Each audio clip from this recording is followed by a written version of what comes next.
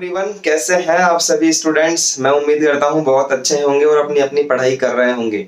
मैं भी बहुत अच्छा हूं स्टूडेंट्स। और आज हमारा लेक्चर 2 है, ऑप्टिक्स हम लोग पढ़ रहे हैं। पिछले वाले लेक्चर के अंदर हमने बात करी थी आपसे लाइट के बारे में कि लाइट क्या होती है और लाइट की वजह से हमें चीजें कैसे दिखाई देती है। अगर लाइट नहीं हो तो हमें कुछ भी दिखाई नहीं देगा। एक छोटा सा प्रोसेस मैंने आपको बताया था कि किसी भी चीज के ऊपर जब लाइट गिरती है और फिर हमारी आंखों से टकराती है तो हमें वो चीज दिखती है।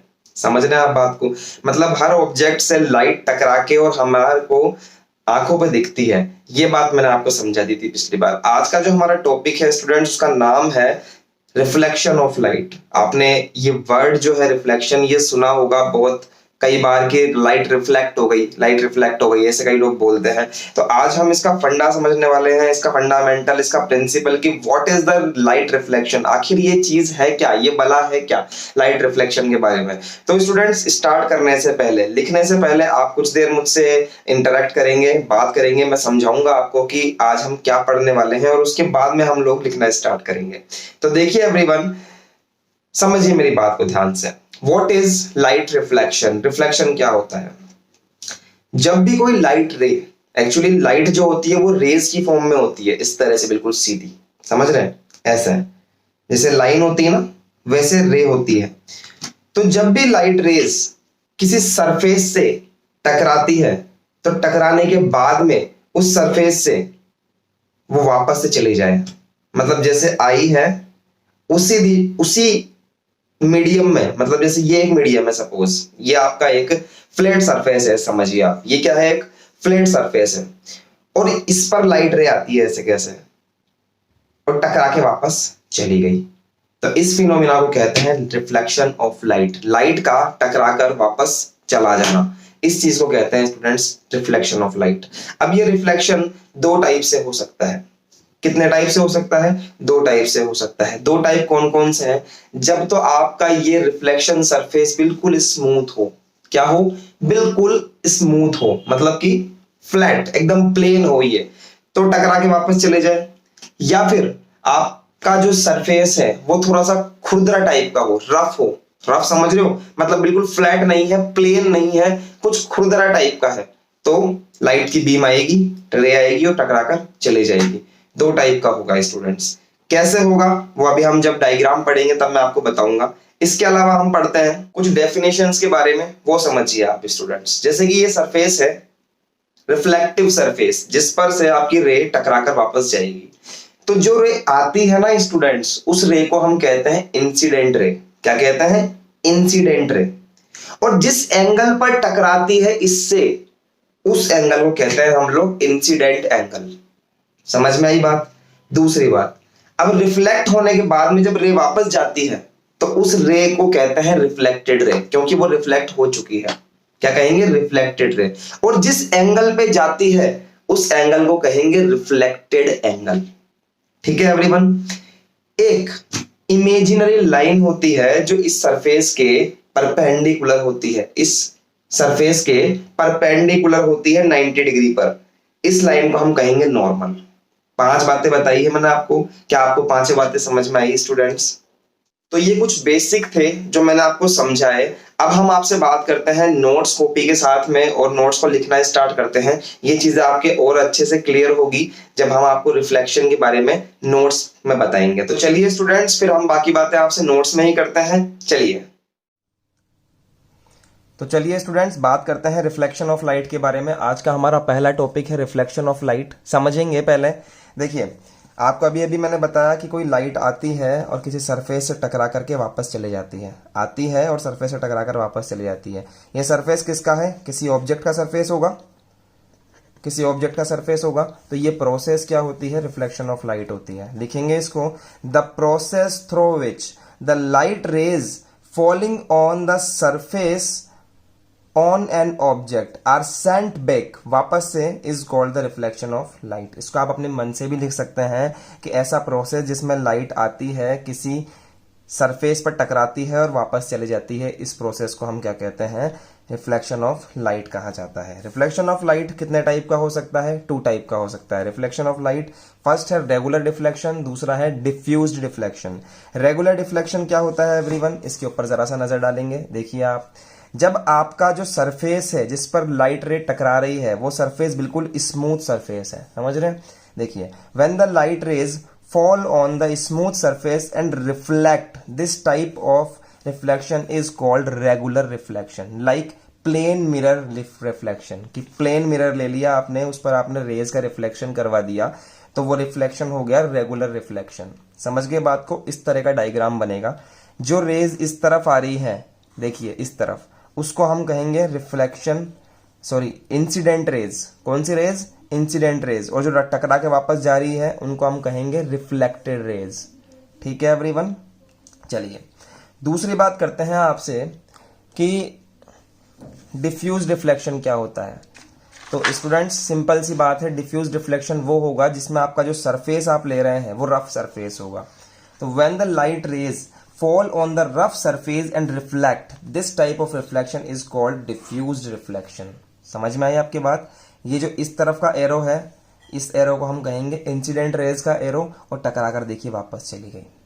ठीक है एवरीवन। चलिए, reflection by rough surfaces like wall, would, tree etcetera.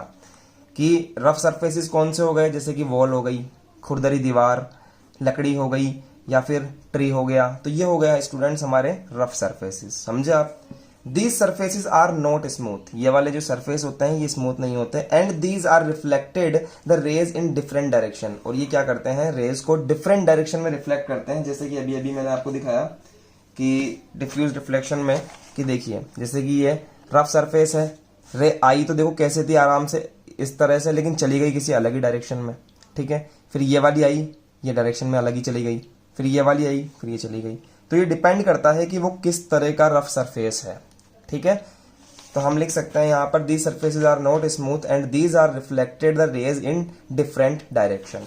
समझे स्टूडेंट्स आप बात को। चलिए इसके आगे बात करते हैं, आगे बढ़ते हैं हम। लॉज ऑफ रिफ्लेक्शन, रिफ्लेक्शन के नियम क्या क्या हैं, नियम क्या क्या हैं वो देखते हैं। देखिए स्टूडेंट्स, मैं आपको नियम बताने जा रहा हूं यहाँ पर मिरर सरफेस लेकर। ठीक है, क्योंकि मिरर सरफेस का डायग्राम बहुत अच्छा बनता है, स्मूथ और क्लीन बनता है, इसलिए हम लोग यहाँ पर मिरर सरफेस का डायग्राम ले रहे हैं। देखिए ये हो गया मिरर सरफेस, यहां से रे आ रही है तो इस रे को मैंने कहा इंसिडेंट रे, यहां से रे जा रही है तो इस रे को मैंने कहा रिफ्लेक्टेड रे। और स्टूडेंट्स मैंने आपको अभी अभी बताया था, थोड़ी देर पहले जब समझाया था, कि जो सरफेस होता है उसके जस्ट परपेंडिकुलर इस तरह से एक लाइन खींची जाती है, जिस लाइन को हम कहते हैं नॉर्मल। ठीक है, ये लाइन हमेशा सरफेस के परपेंडिकुलर ही होती है। ठीक है, 3 बातें बता दी। इंसिडेंट रे जिस एंगल पर आ रही है वो एंगल है एंगल आई। कौन सा एंगल है, एंगल आई। लेकिन वो एंगल बनता किससे है ये भी देखिए, कि इंसिडेंट रे और नॉर्मल के साथ बनने वाला एंगल होता है इंसिडेंट एंगल। समझ रहे हैं आप। और जब वो रे टकराकर वापस जाती है तो एक एंगल बनाती है, किसके साथ, नॉर्मल के साथ में, और उस एंगल को बोलते हैं रिफ्लेक्टेड एंगल। क्या कहते हैं, reflected angle, angle R. Angle I मतलब इंसिडेंट एंगल, एंगल आर मतलब रिफ्लेक्टेड एंगल। चलिए इनकी डेफिनेशंस लिखते हैं हम लोग। Incident ray, the light ray approaching the mirror is called incident ray. ऐसी रे जो मिरर की तरफ अप्रोच करती है उस रे को हम कहते हैं इंसिडेंट रे। रिफ्लेक्टेड रे, द लाइट रे that leaves the mirror is called the reflected ray. ऐसी रे जो मिरर को लीव करती है तो उस रे को हम कहते हैं रिफ्लेक्टेड रे। ये बिल्कुल सिंपल डेफिनेशन लिखी है मैंने, आप अपने मन से भी लिख सकते हैं कि आफ्टर रिफ्लेक्शन द रे leave the mirror is called reflected ray, ऐसे भी लिख सकते हो, कोई प्रॉब्लम नहीं है। अब देखिए नॉर्मल की डेफिनेशन क्या है। Normal, normal is a imaginary line which is perpendicular to the mirror surface when the ray strike on the surface. जब रे होती है ये वाली incident ray, strike on the surface, at that point an imaginary line can be drawn perpendicular to the mirror surface, this line is known as normal. ठीक है भैया, लिख दिया हमने, दिख रहा है आपको। दूसरी बात करते हैं इंसिडेंट एंगल। इंसिडेंट एंगल क्या होता है? The angle between the incident रे and the normal is called the angle of incident. Incidence, DENCE लिखेंगे यहाँ पर। एंगल ऑफ इंसिडेंट लिख लो या फिर एंगल ऑफ इंसिडेंस लिख लो। इंसिडेंस DENCE बात बराबर है, ठीक है। रिफ्लेक्टेड एंगल, भाई जिस एंगल पे रिफ्लेक्ट होगी वो कौन सा एंगल है? रिफ्लेक्टेड एंगल है। तो समझिए इस बात को, the angle between the reflected ray and the normal is called the reflection angle, ठीक है। इसको रिफ्लेक्शन एंगल भी कह सकते हैं। देखिए, the angle between the reflected ray and the normal is called reflection angle. Okay, अब ये डेफिनेशन समझना जरूरी थी। क्यों समझना जरूरी थी? क्योंकि हम पढ़ने जा रहे हैं लॉज ऑफ रिफ्लेक्शन, है ना। इसी वे में लिखते हुए चलिएगा स्टूडेंट्स, इसी वे में लिखना है आपको। तो लॉज ऑफ रिफ्लेक्शन क्या होते हैं वो जानते हैं अब स्टूडेंट्स। ये देखिए लिखे हुए हैं, there are 2 laws of reflection. पहले मैं आपको समझाऊंगा, उसके बाद में आप लिखना। पहला रूल देखिए, समझिए मेरी बात को। पहला रूल ये है कि इंसिडेंट रे, रिफ्लेक्टेड रे और नॉर्मल तीनों एक ही प्लेन पर प्रेजेंट होते हैं। यहां पर देखिए, तीनों के तीनों एक ही प्लेन पर हैं। कहां टकरा रहे हैं? तीनों के तीनों एक ही प्लेन पर टकरा रहे हैं। तो पहला नियम ये है, फर्स्ट नियम क्या है? The incident ray, reflected ray and normal are lie in the same plane. तीनों के तीनों सेम प्लेन पर ही लाई करते हैं। दूसरा नियम, दूसरा जो लॉ है वो ये है स्टूडेंट्स कि जिस एंगल पर इंसिडेंट रे आती है, मतलब कि एंगल आई पर, जिस एंगल पर इंसिडेंट रे आती है उसी एंगल पर वापस चली जाती है। इट मींस दैट कि एंगल आई जो होता है वो एंगल आर के इक्वल होता है। तो दूसरा वाला, फर्स्ट तो हमने ये लिख ही लिया, देखिए ये वाला ये लिख ही लिया फर्स्ट। तो अब इसके आगे लिखेंगे हम लोग सेकंड वाला। देखिए ये रहा सेकंड लॉ, ठीक है। The angle of incidence is always equal to the angle of reflection. ये दो हमारे लॉ है, angle of incidence equal to angle of reflection, angle I equal to angle R. तो ये लॉ समझ में आया आपके? ये 2 लॉ है स्टूडेंट्स, और इसके साथ में आपको डायग्राम भी बनाना जरूरी है। अगर कोई आपसे क्वेश्चन पूछता है, देखिए क्वेश्चन किस तरह से आता है, क्वेश्चन लिखिएगा, बताते हैं आपको। क्वेश्चन लिखिए, यहां पर क्वेश्चन लिखिए, write the laws of reflection. तो आप क्या करेंगे, देखिए बता देता हूं, ध्यान से समझिएगा। आप हेडिंग डालेंगे लॉज ऑफ रिफ्लेक्शन और आप ये डायग्राम बनाएंगे, ठीक है। बिना डायग्राम के कोई सेंस नहीं है लॉ बताने का। ये डायग्राम बनाएंगे और आपको ये डेफिनेशंस देने की जरूरत नहीं है वहां पर। ये डेफिनेशंस इसलिए लिखवाइए क्योंकि आपसे पूछ ले कि व्हाट इज द इंसिडेंट रे, तो आप ये दे सकें, ठीक है। तो ये डेफिनेशंस आपको देने की जरूरत नहीं है, डायग्राम बनाएंगे और डायग्राम बनाने के बाद में आप लिखेंगे फर्स्ट वाला लॉ। ये फर्स्ट लॉ है और ये जस्ट बाद में सेकंड लॉ है। समझ में आई क्या मेरी बात? तो आज हमने जो पढ़ा है उन नोट्स को एक बार दोबारा दिखा देता हूं ताकि आप उसका स्क्रीनशॉट लेकर रोक कर उनको लिख सकें। यहां से स्टार्ट करेंगे हम पिछले वाले लेक्चर के आगे, रिफ्लेक्शन ऑफ लाइट। फिर हम लोग रिफ्लेक्शन के बारे में लिखेंगे, फिर इसके हम लोग टाइप्स लिखेंगे, फिर हम फर्स्ट टाइप लिखेंगे इसका, रेगुलर डिफ्लेक्शन क्या होता है, सॉरी रिफ्लेक्शन क्या होता है। दूसरी बात, डिफ्यूज रिफ्लेक्शन क्या होता है, ये हम लिखेंगे, दिख रहा है आपको स्क्रीन पर। उसके बाद में हम लोग लिखेंगे स्टूडेंट्स ये वाला पेज, ठीक है। देखिए ये वाला पेज लिखेंगे, फिर लॉज ऑफ रिफ्लेक्शन लिखेंगे, ये डायग्राम बनाएंगे ये वाला। डायग्राम के बाद में हम लोग डेफिनेशंस लिखेंगे। देखिए डेफिनेशन दिखाता हूँ आपको, ये रही, इंसिडेंट रे, रिफ्लेक्टेड रे, नॉर्मल, फिर इंसिडेंट एंगल, ये डेफिनेशन हम लोग लिखेंगे। और उसके बाद में हम लोग ये लॉज लिखेंगे, law number 1 and law number 2 लिखेंगे। नोट समझ में आए किस तरह से आपको लिखना है? इसी चीज में आपको लिखना है, इसी वे में। चलिए नेक्स्ट टॉपिक पे बात करते हैं, उसका नाम है image formation in plane mirror. इसका मतलब है कि प्लेन मिरर के अंदर किस तरह से इमेज बनती है वो हम जानने वाले हैं। चलिए क्वेश्चन आपने लिख ही लिया था रिफ्लेक्शन का, हम समझाते हैं आपको कि image formation of in plane mirror क्या होता है। उससे पहले आपको जानना पड़ेगा स्टूडेंट्स कि मिरर क्या होता है। अब समझिए आप, मिरर क्या होता है। मिरर मतलब कि कांच, जिसके अंदर आप सुबह अपने बाल बनाते हो, सजते संवरते हो, वो होता है मिरर। कैसा दिखता है? ऐसा दिखता है, बिल्कुल फ्लैट। तो स्टूडेंट्स मिरर क्या होता है, सुनिएगा पहले मेरी बात को कान खोल के, कि मिरर एक ऐसा सरफेस होता है, एक ऐसा सरफेस होता है जिसकी एक साइड पॉलिश्ड होती है।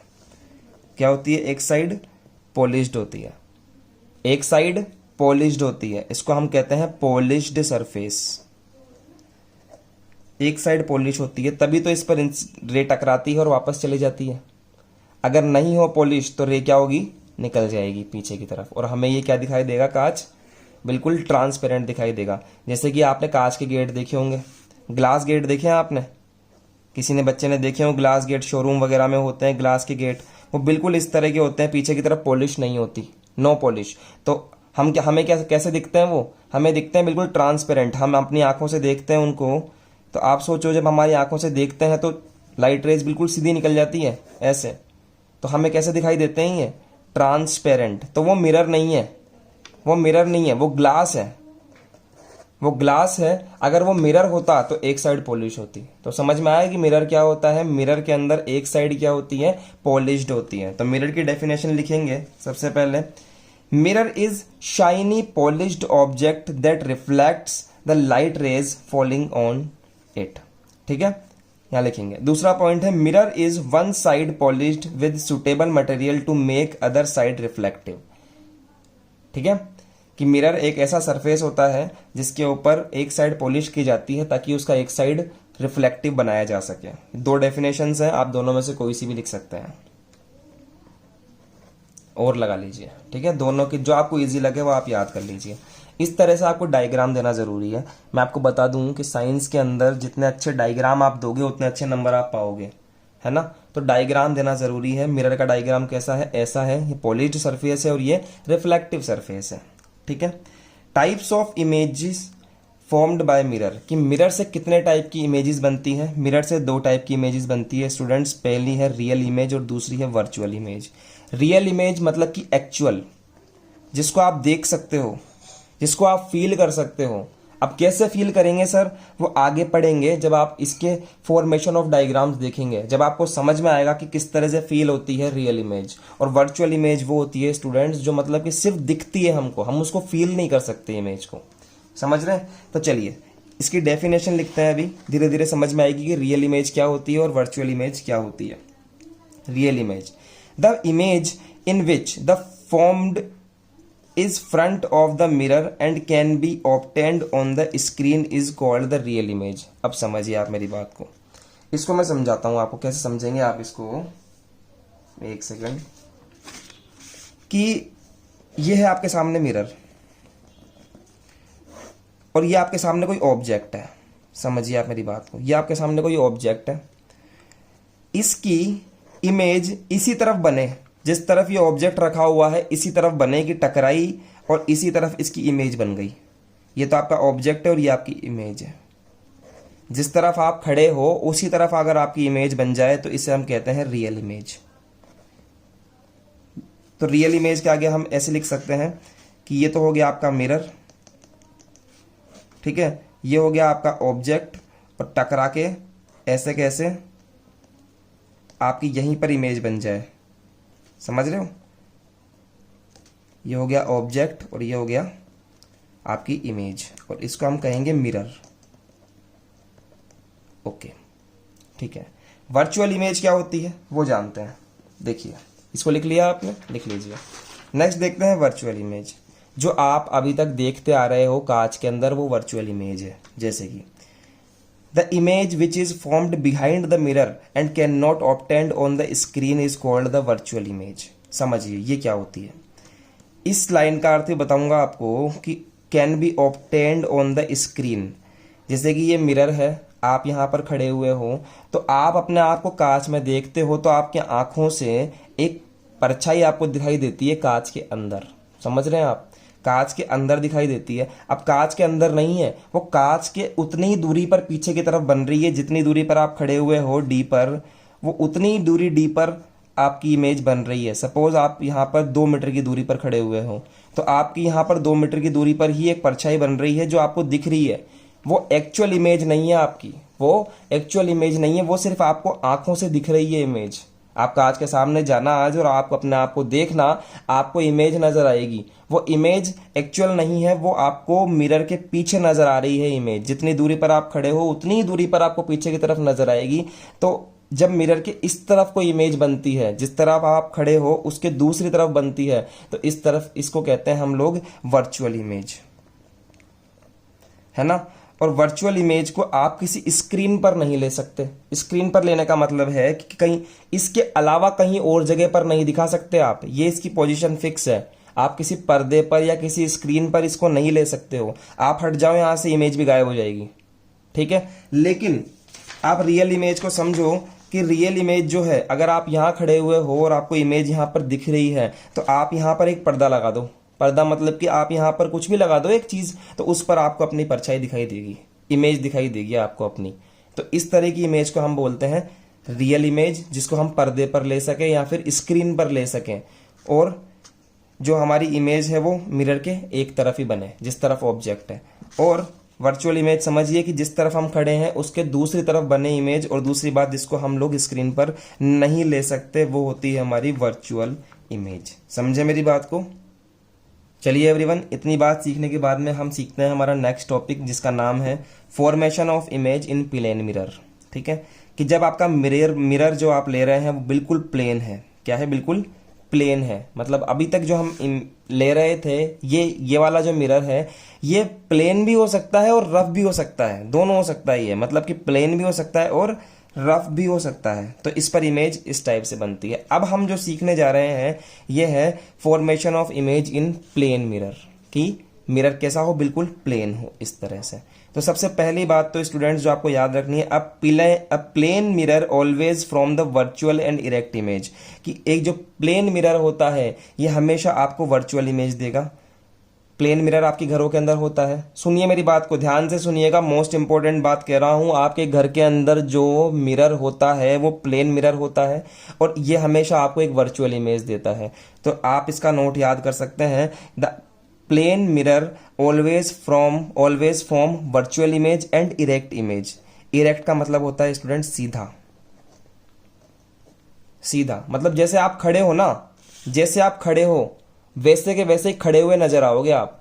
ऐसे नजर नहीं आओगे आप, ऐसे नजर नहीं आओगे आपकी, आपके पाँव तो ऐसे हो गए, पैर तो ऐसे हो गए, और ये आपका पैर हाथ हो गया, और आपका ये क्या हो गया, सिर हो गया। तो आप ऐसे नजर नहीं आओगे।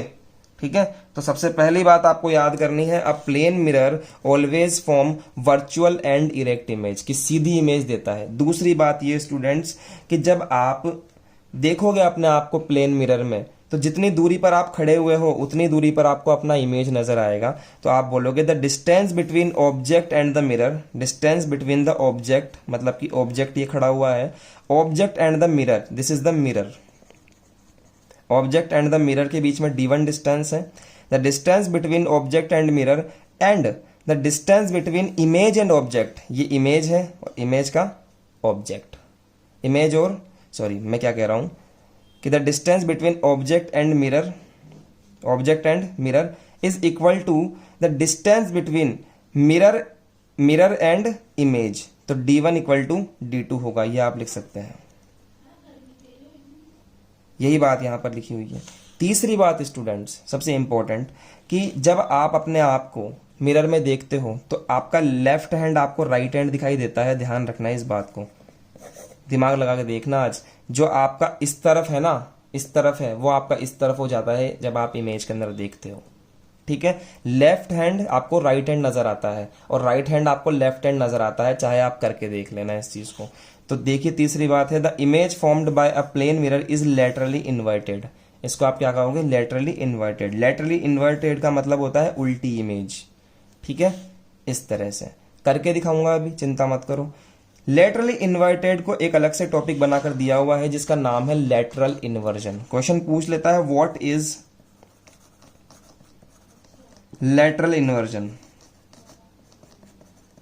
चैप्टर बहुत इंटरेस्टिंग है, इजी है चैप्टर, आप लिख सकते हो इस चैप्टर को।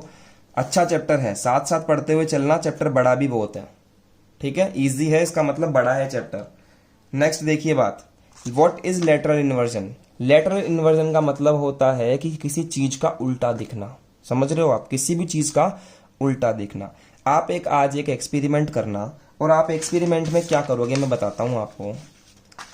एक्सपेरिमेंट में करना, आप किसी पेज पर लिखना P, ठीक है हो, इसके बाद में जैसे ही आप उसको इमेज देखोगे मिरर के अंदर तो वो आपको पी कुछ इस तरह से नजर आएगा, देख लेना आप करके, ठीक है।